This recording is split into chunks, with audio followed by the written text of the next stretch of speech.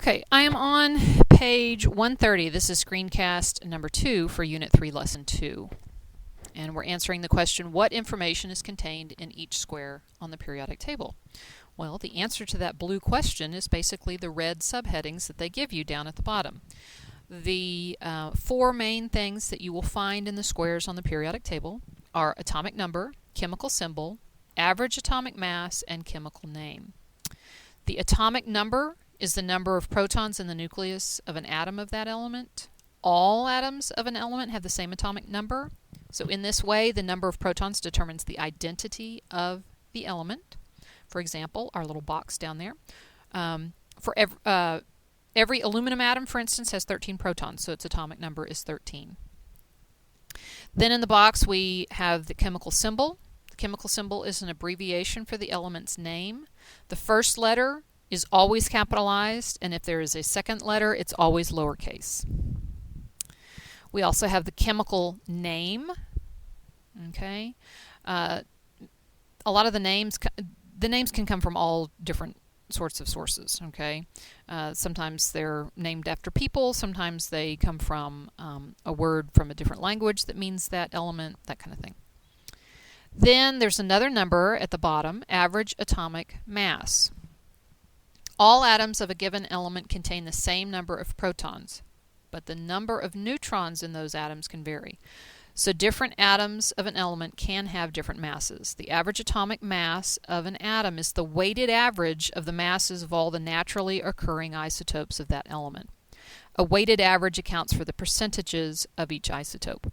Atomic mass is measured using the Unified Atomic Mass Unit, or AMU, is what we've been calling it.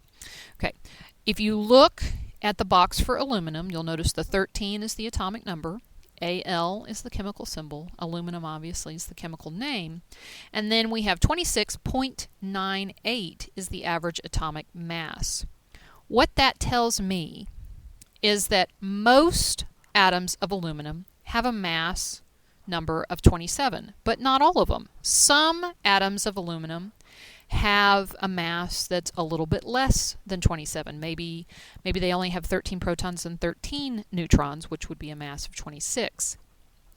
Okay, and when you take all the masses of all the aluminum atoms and get an average, you come up with that 26.98.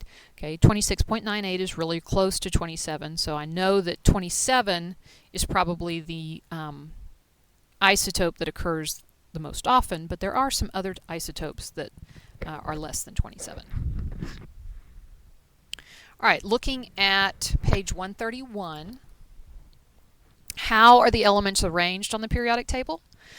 Well, if you'll look down at the red heading, metals, nonmetals, and metalloids are found in 3 distinct regions. Elements on the periodic table can be classified into 3 major categories: metals, nonmetals, and metalloids.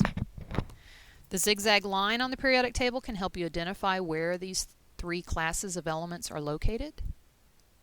And except for hydrogen, the elements to the left of the zigzag line are metals. There's a reason why hydrogen is placed where it is, but we'll discover that reason later.